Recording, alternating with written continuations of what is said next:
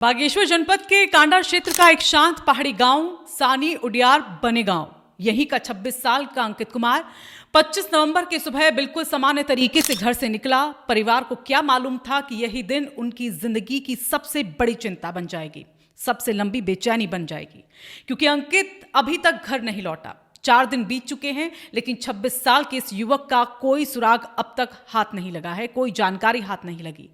दरअसल कहानी की शुरुआत होती है बारात सफर और अचानक कटा हुआ सुराग।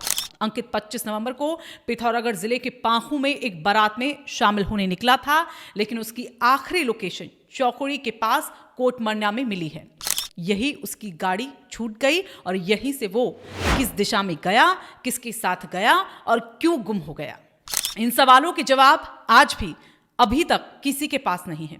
परिजनों का कहना है अंकित बारात में भी नहीं पहुंचा और रात तक न लौटने पर चिंता बढ़ गई। अगले दिन रिश्तेदारी से लेकर संभावित हर जगह तलाश की गई, पर कहीं कोई नामोनिशान नहीं। अब परिजनों की चिंता बढ़ गई है और डर कि कहीं कुछ अनहोनी न हो। 4 दिन बाद भी अंकित का फोन स्विच ऑफ, लोकेशन बंद और रास्तों पर उसकी परछाई तक नहीं दिखी। अंकित के चाचा भरत राम ने बेरीनाग कोतवाली में गुमशुदगी की रिपोर्ट दर्ज कराई। उन्होंने पुलिस को लिखित में ये बताया है कि हमने हर संभव जगह तलाश की, रिश्तेदारों से लेकर दोस्तों तक सब जगह पूछ लिया, लेकिन कहीं कोई जानकारी अब तक नहीं मिली। घर के बाहर हर पल किसी आहट का इंतजार है, किसी कॉल की उम्मीद बनी हुई है और किसी दरवाजे की दस्तक शायद अंकित की हो, लेकिन 4 दिन से खामोशी ही जवाब बनकर लौट रही है। शनिवार को परिजन एक उम्मीद लेकर पहुंची।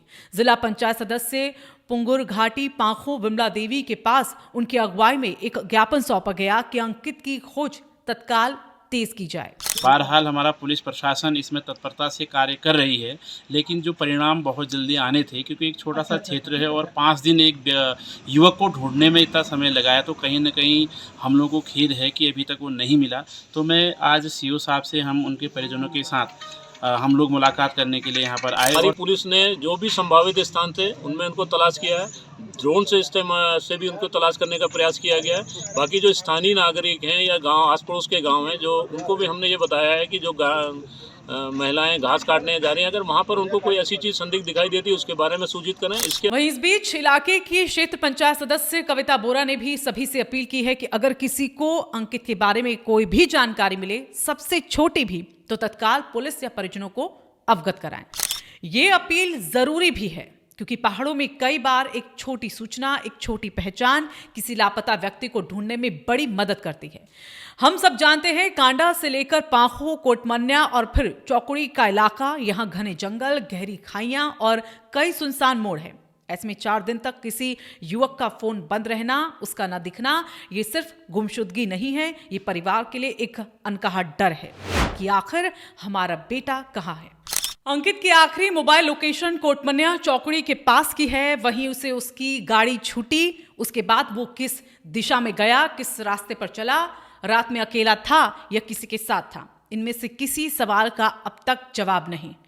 परिजनों का कहना है कि अंकित का ऐसा व्यवहार कभी नहीं रहा।